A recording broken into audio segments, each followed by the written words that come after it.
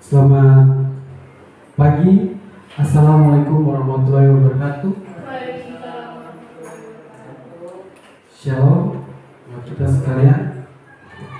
Selamat datang Bapak Ibu Guru yang terhormat, yang saya kasih Bapak Ibu Guru SD Pres Kayu Merah, di mana pada hari ini bersama-sama dengan saya akan melakukan pemaparan materi yang akan saya lakukan tentang menyebarkan pemahaman dan pengalaman penerapan budaya positif.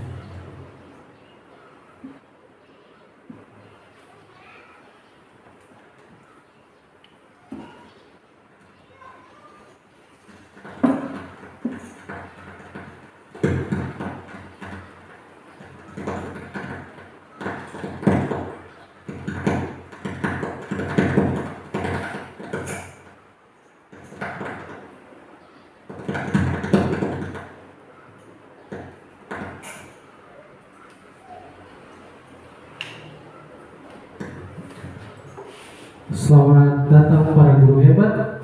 Mari bersama-sama berkolaborasi, saling mendukung demi mewujudkan disiplin positif di sekolah kita tercinta.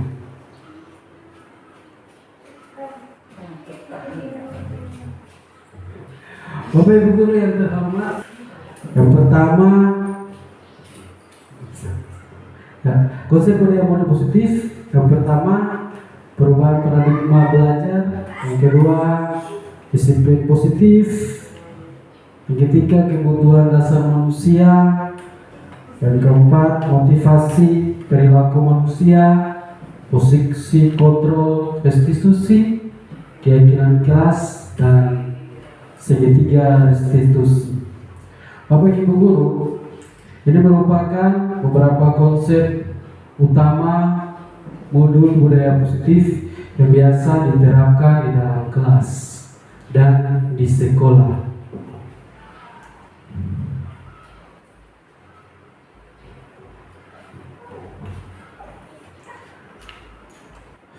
Pembelajaran dengan paradigma baru ini dirancang untuk berdasarkan prinsip pembelajaran yang terdiferensiasi, sehingga setiap siswa belajar sesuai dengan kebutuhan dari tahap perkembangannya untuk mewujudkan profil pelajar Pancasila. Jadi bisa kita lihat ada berapa profil pelajar Pancasila? Ada 6. Pertama, beriman, bertakwa kepada Tuhan Yang Maha Esa, berkeanekaan global, bergotong royong, kreatif, bernalar kritis, dan mandiri. Itulah profil pelajar Pancasila yang dimana kita sebagai guru harus mengetahui dan memahami itu dalam rangka kurikulum Merdeka yang akan kita untuk sekarang ini. Apa itu disiplin positif, Bapak Ibu Guru? Yang pertama, dalam budaya positif kita, makna kata disiplin dimaknai menjadi sesuatu yang dilakukan seseorang pada orang lain dan dapat kepatuhan. Kita cenderung menghubungkan kata disiplin dengan ketidaknyamanan. Terus selanjutnya, sebagai pendidik, tujuan kita adalah menciptakan anak-anak yang memiliki disiplin diri sehingga mereka bisa berperilaku dengan mengacu pada nilai-nilai kebajikan universal dan memiliki motivasi intrinsik dan bukan ekstrinsik. Nah, selanjutnya, disiplin positif merupakan salah satu cara penerapan disiplin yang bertujuan untuk menumbuhkan kesadaran serta memberdayakan anak untuk melakukan sesuatu tanpa segan ataupun ancaman maupun hukuman.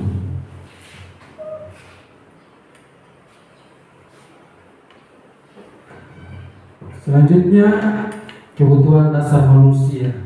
Jadi sebagai manusia, kebutuhan dasar kita yakni yang pertama tentunya bertahan hidup, yang kedua kasih sayang atau rasa terima kasih, yang ketiga penguasaan, keempat kebebasan, dan kelima kesenangan. Dan sebenarnya masih ada banyak hal yang bisa menyangkut dengan kebutuhan dasar manusia, namun inilah 5 contoh yang dapat saya berikan. Selanjutnya, motivasi perilaku manusia. Motivasi merupakan dorongan yang timbul pada diri seseorang secara sadar atau tidak sadar untuk melakukan suatu tindakan dengan tujuan tertentu, menghindari ketidaknyamanan dan hukuman. Murid melakukan disiplin diri karena ia takut dihukum. Dihukum ini merupakan motivasi ekstrinsik, sedangkan mendapatkan imbalan atau penghargaan dari orang lain. Murid melakukan disiplin diri karena ia ingin mendapatkan imbalan. Ini merupakan motivasi ekstrinsik. Selanjutnya, menghargai nilai-nilai kebajikan diri sendiri. Murid melakukan disiplin diri karena sadar akan nilai-nilai kebajikan dirinya. Ini merupakan motivasi intrinsik.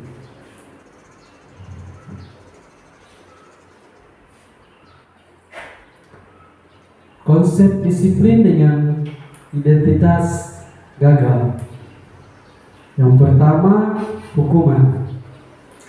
Bapak Ibu Guru, seringkali di dalam kelas apabila siswa atau peserta didik melakukan kesalahan, seringkali mungkin ada beberapa, tidak semua, Bapak Ibu Guru melakukan hukuman. Hukuman itu kadang dirasakan oleh anak, bisa menyakitkan, membuat anak tidak merasa nyaman, terus merasa takut, terus memaksa anak, ataupun anak menyembunyikan kesalahannya. Meskipun dia mau mengakui kesalahannya, tapi karena dengan ketakutannya kepada hukuman yang akan diberikan, maka ia menyembunyikan kesalahan yang ia buat. Selanjutnya, murid menjadi rendah diri. Selanjutnya, tentu dalam kelas selain hukuman yang kita berikan, pasti ada penghargaan yang kita berikan kepada peserta didik kita yang mungkin yang merasa atau yang kita rasa bahwa dia berprestasi ataupun dapat menjawab sebagai bentuk penghargaan. Penghargaan di sini tidak efektif karena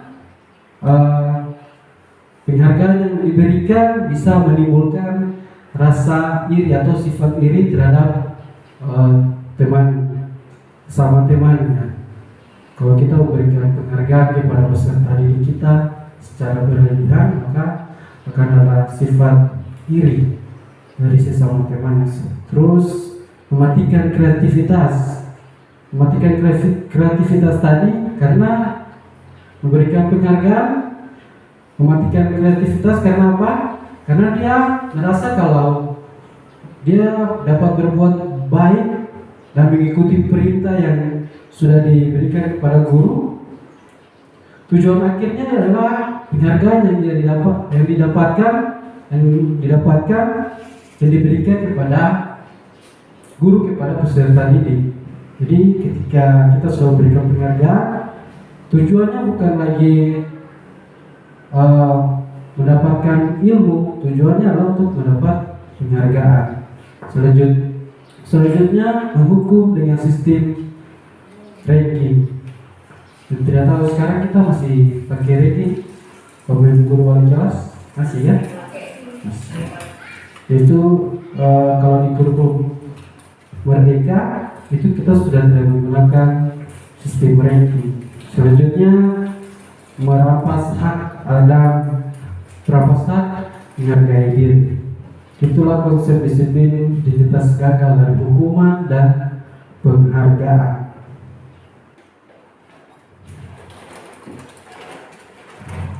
Nah, ini yang suksesnya. Tadi yang gagal, ini sukses. Konsekuensi penguatan jangka pendek, perlu monitoring berkelanjutan, stimulus sampai ke respon, murid menghormati peraturan, kehilangan waktu untuk melindungi kesalahan. Restitusinya, murid bertanggung jawab untuk perilakunya, fokus pada pemecahan masalah jangka panjang, murid menghormati diri dan orang lain, teori kontrol, murid bersemangat memperbaiki diri dari kesalahan. Jadi Bapak Ibu Guru, kalau Bapak Ibu Guru wali kelas biasanya ada kesepakatan kelas yang dilakukan antara guru dengan peserta didik dan peserta didik di dalam kelas. Apa konsekuensinya ketika kesepakatan kelas itu kita langgar atau tidak kita laksanakan secara bersama-sama? Kalau kita laksanakan bersama-sama, restitusinya seperti murid dapat bertanggung jawab untuk perilakunya. Terus kalau contohnya ada yang melanggar dari kesepakatan kelas tersebut, maka akan dapat dilakukan evaluasi, sehingga murid juga diajar untuk fokus terhadap pemecahan masalah jangka panjang. Evaluasi apa yang perlu dilakukan antara murid, guru, murid dengan guru, murid dengan murid. Terus murid dapat menghormati dirinya sendiri dan orang lain. Itu merupakan konsep disiplin dengan identitas sukses.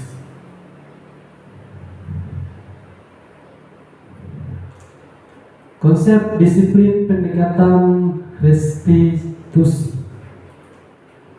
Ini adalah sebuah cara menanamkan disiplin positif pada peserta didik atau murid. Jadi pengertian restitusi adalah proses menciptakan kondisi bagi murid untuk memperbaiki kesalahan mereka, sehingga mereka bisa kembali pada kelompok mereka dengan karakter yang lebih kuat. Gosens 2024. Jadi ciri-ciri restitusi bukan menebus kesalahan, namun belajar dari kesalahan. Yang kedua, memperbaiki hukuman. Yang ketiga, penawaran bukan paksaan. Yang keempat, menuntun untuk melihat keadaan diri. Yang kelima, mencari kebutuhan dasar yang mendasari tindakan. Yang keenam, fokus pada karakter bukan pada tindakan. Yang ketujuh, menguatkan dan fokus pada solusi.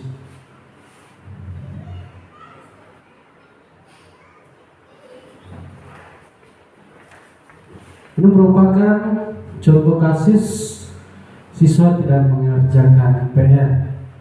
Hukuman, guru menghukum siswa tersebut dengan hormat bendera selama 10 menit. Guru marah dan murid menjadi takut. Apa konsekuensinya? Guru memberikan konsekuensi untuk mengerjakan PR saat jam istirahat atau dikerjakan sebanyak 3 kali lipat. Selanjutnya, guru tegas dan menghormati peraturan. Restitusinya, guru menyatakan keyakinan dirinya dan membantu siswa menyelesaikan masalah. Guru terbuka dan siswa menghormati dirinya dan orang lain. Bapak Ibu sekalian, nanti ada beberapa contoh yang akan saya berikan. Jadi nanti di akhir pertemuan di akhir materi, Bapak Guru bisa menanyakan.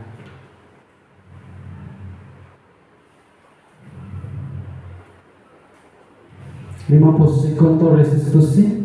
Yang pertama, menghukum, membuat rasa bersalah, teman, pemantau, dan manajer.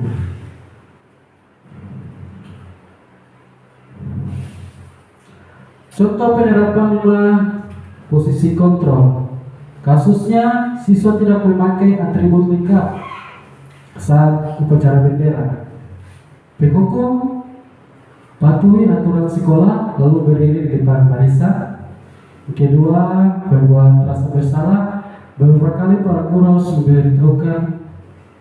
Beberapa kali Pak Guru harus memberitahukan kamu, Pak Guru kecewa sama kamu dan teman. Ayolah yang tertib, buat Pak Guru bangga. Kali ini tidak apa kamu berbuat salah.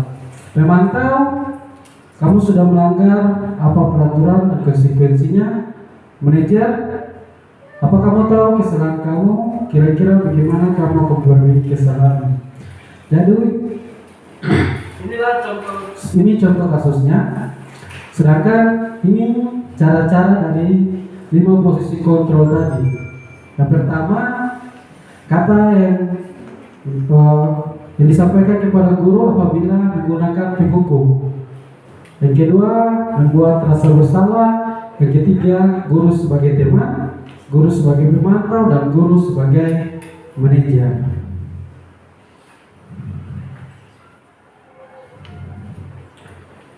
Keyakinan kelas. Mengapa kita memiliki peraturan tentang penggunaan helm pada saat mengendarai motor? Yang kedua, mengapa kita memiliki peraturan menggunakan masker dan mencuci tangan setiap saat?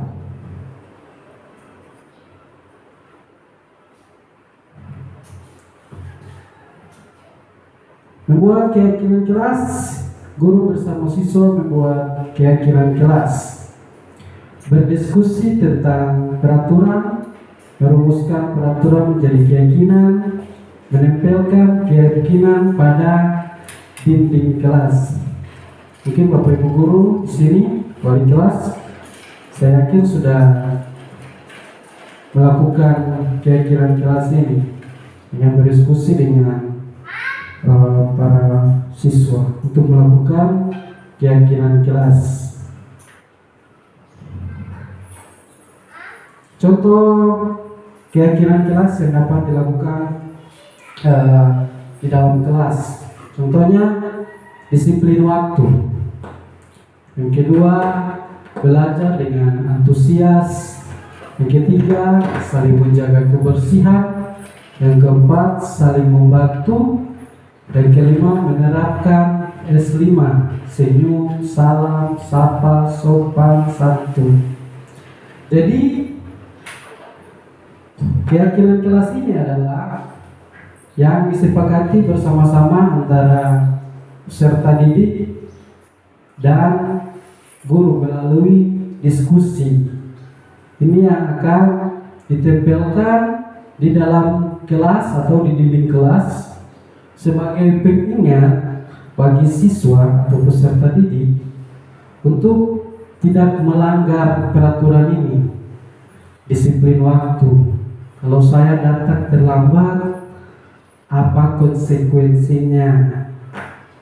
Terus belajar dengan antusias. Kalau saya tidak mengerjakan tugas atau mencatat atau tidak melakukan pekerjaan yang diberikan oleh guru, apa konsekuensinya? Terus yang ketiga, saling menjaga kebersihan. Kalau saya buang sampah di dalam kelas, apa konsekuensinya yang saya dapat? Jadi sampai selanjutnya, ini merupakan contoh keyakinan kelas. Jadi apabila dapat diterapkan dengan baik di dalam kelas, maka akan berjalan dengan baik. Dan keyakinan kelas ini juga bisa dapat berubah-ubah sesuai dengan tingkatan. Maksudnya tingkatan apabila mereka sudah merasa, oh disiplin waktu itu penting, kita bisa melakukan evaluasi apalagi yang lebih penting atau apalagi yang mungkin lebih ditambahkan di sini. Seperti itu. Terus bagaimana perbuatan keyakinan kelas itu? Yang pertama, lebih abstrak dari peraturan, berupa pernyataan universal. Yang ketiga, dibuat dalam bentuk yang positif, sedikit agar mudah diingat, sesuai dengan kondisi kelas agar mudah diterapkan. Semua warga kelas ikut terlibat dalam perbuatannya. Ini merupakan segitiga restitusi. Yang satu, menstabilkan identitas. Kita semua akan melakukan hal yang terbaik yang bisa kita lakukan. Yang kedua, validasi tindakan yang salah. Semua perilaku memiliki alasan. Yang ketiga, menanyakan keyakinan. Kita semua memiliki motivasi internal.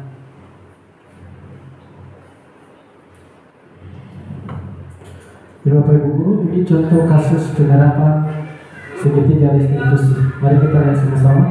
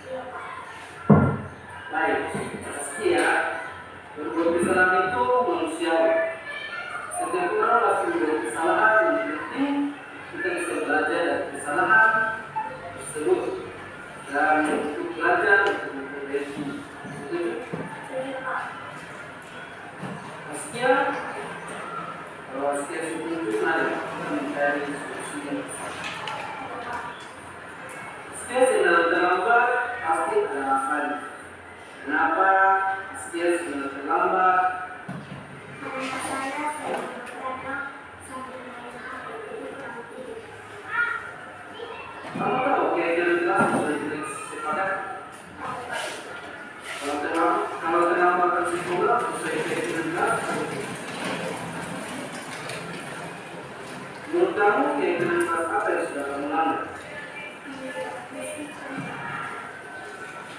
Menurut kamu disiplin itu penting buat kamu apa sih?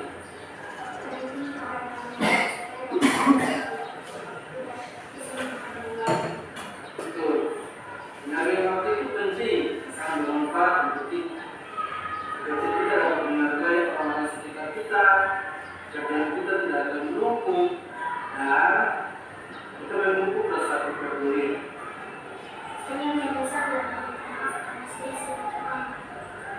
Iya, sistem yang baik sudah kamu lakukan yang cara yang pertama.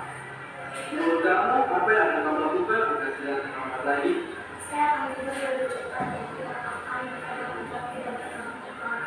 Baik, Askia, kamu sudah menemukan solusinya. Dan aku akan beri kesempatan bagi kamu agar aku memperbaiki sekarang. Sekarang kamu bisa kembali ke kelas.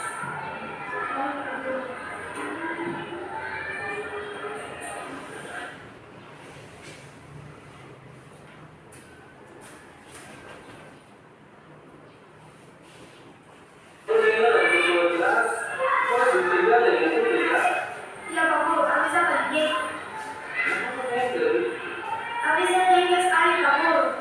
Putri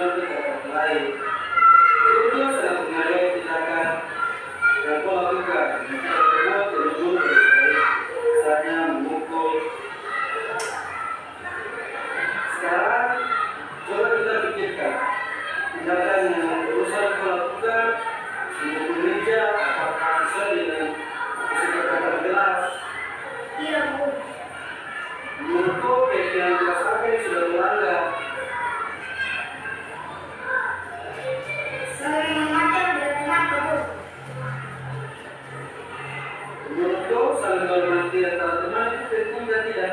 Penting, Bapak. Kalau menurut gue itu penting. Jadi yang apa yang harus kau lakukan satu semangat. Saya sudah bersabar. Coba saja berbeda itu. Ya, Bapak. Apa yang kau lakukan berbeda masalah ini sih? Saya sudah bersabar dan menahan amarah saya. Apabila ada teman yang menyontek, saya akan kasih tahu kepada guru untuk pelajaran atau lebih jelas. Ya, kelas sekali. Sekarang mulai kelas. Ada, Bapak. Terima kasih. Kenalkan nama saya Setiati, kelas 6B, SD Kelas Kampung Alimera. Saya senang sekali berdiskusi dengan Pak Guru untuk menang. Oke, Bapak.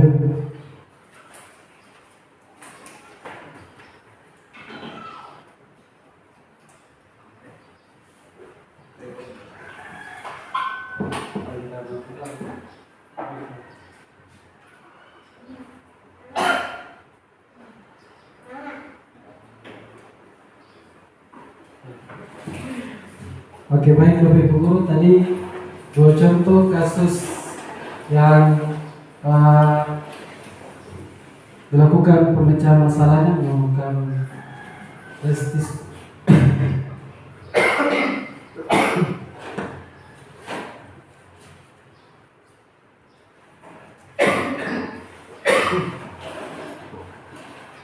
Jadi dalam penerapan disiplin positif yang dari kedua kasus tadi, hendaknya kita guru memiliki standar kepribadian profesional dan sosial yang baik, di mana guru mampu berefleksi pada posisi kontrol saat ini.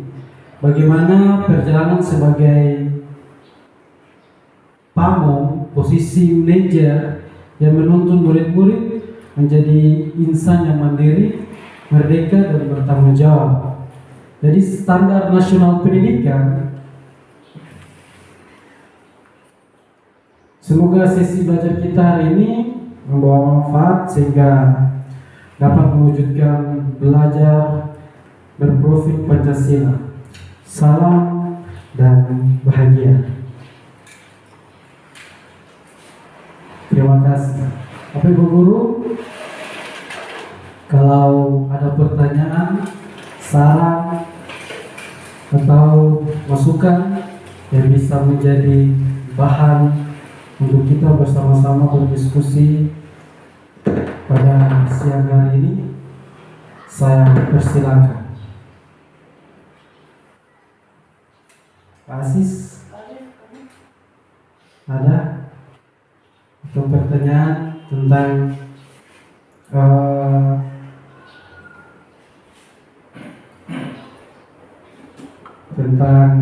kesepakatan kelas?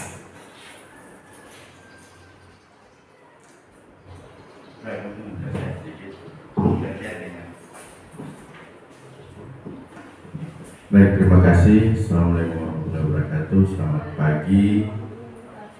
Salam. Terima kasih kesempatan yang diberikan kepada saya. Yang ingin saya bertanyakan di sini terkait dengan apa yang telah tadi disampaikan terkait dengan kesepakatan kelas. Nah, dalam kesepakatan kelas ini, apabila kita hanya tertuju pada siswa, ya, kesempatan kelas ini kita lihat hanya tertuju pada siswa. Ketika siswa tidak melakukan apa yang menjadi kesepakatan kelas, berarti ada konsekuensinya.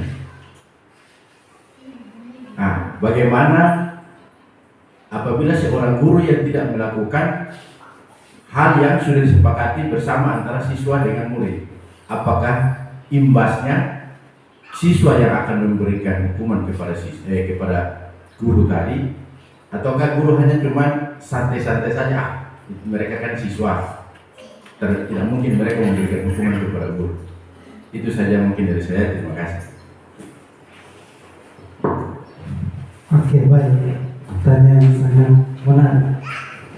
Bapak Ibu Guru, pertama yang harus diketahui dalam kesepakatan kelas bahwa itu diskusi antara guru dan siswa untuk melakukan kesepakatan. Jadi kesepakatannya tentang apa? Contohnya tadi yang tadi saya sudah berikan.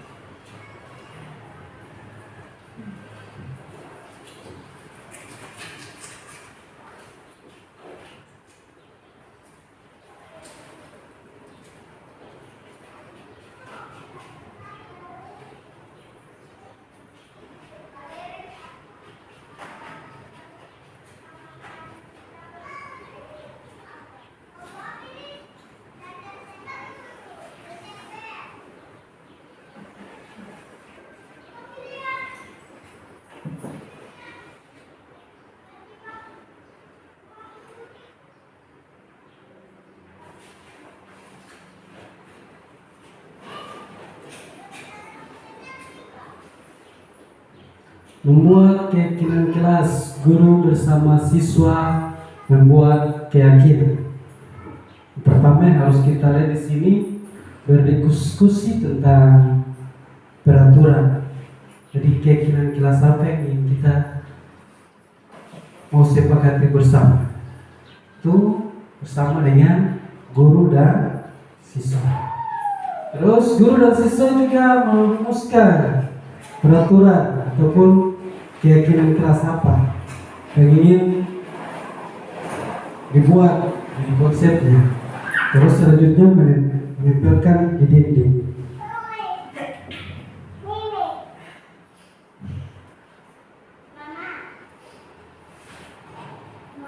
Contoh. Tadi pertanyaannya kalau ini bersifatnya guru mengikuti peraturan ini atau tidak? Tentunya harus. Kenapa harus? Harusnya karena yang menjadi teladan bagi peserta didik di sini adalah guru. Jadi ketika guru tidak disiplin, maka akan menjadi berdampak pada siswa. Namun ini merupakan keyakinan kelas yang dilakukan di dalam kelas antara, kalau biasanya yang dilakukan adalah antara guru wali kelas dengan siswa. Begitu juga bisa guru mata pelajaran. Jadi bisa ada perbedaan keyakinan kelas. Kalau guru dengan siswa, guru wali kelas dengan siswa punya keyakinan kelas sendiri, guru mata pelajaran dengan siswa punya keyakinan kelas sendiri, tidak jadi masalah. Namun keyakinan kelas ini bisa dipatuhi bersama-sama antara guru dan siswa. Jadi apabila guru yang salah, tidak mungkin siswa menegur. Jadi kita sebagai guru pasti introspeksi diri kita sendiri. Terus di keyakinan kelas ini bisa melalui tingkatan. Jadi ketika kita merasa kelima hal ini sudah dilakukan secara otomatis oleh siswa, maka keyakinan kelas ini kita bisa evaluasi lagi. Kira-kira apa lagi yang perlu dilakukan? Apa lagi kekurangan? Mungkin kekurangan dari kelima ini apa? Ataupun mau ditambahkan salah satu, ke-6, ke-7, ke-8 bisa. Namun yang harus diingat, keyakinan kelas ini jangan terlalu panjang agar bisa diingat oleh peserta didik kita. Begitu. Terima kasih. Mungkin dari saya lagi, ini sebagai masukan saja. Ini mungkin untuk kita semua baik itu guru wali kelas maupun guru mapel, bahwa dengan keyakinan kelas diantaranya misalnya seperti disiplin waktu, ya toh, disiplin waktu. Nah, aturan atau apa yang tadi menjadi kesepakatan antara siswa dengan guru, di situ ada kredit poinnya. Misalnya ada siswa yang bisa menjawab apa yang disampaikan oleh guru atau bisa menjawab pertanyaan dari guru. Salah satu penghargaan yang bisa kita berikan adalah misalnya kredit poin. Kita berikan satu satu bintang, kita tempel di depan mejanya. Begitupun juga guru. Apabila guru dia terlambat dalam satu hari, dia terlambat atau dia tidak masuk, siswa juga berhak untuk memberikan itu tempel atau berikan kredit poin kepada guru tersebut, baik itu wali kelas maupun guru mata pelajaran atau guru mapel. Sehingga guru itu ketika besok dia masuk atau dia datang, oh iya saya ada punya kesalahan, berarti saya terlambat.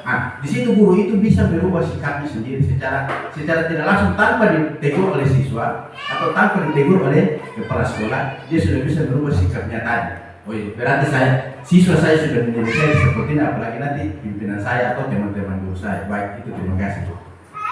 Nah, itu yang sudah diberikan. Mungkin ada dari teman-teman guru lain.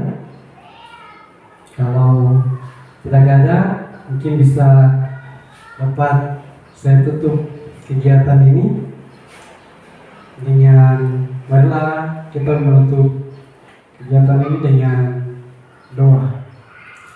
Kita berdoa keyakinan dan ajaran agama kita masing-masing. Marilah kita berdoa.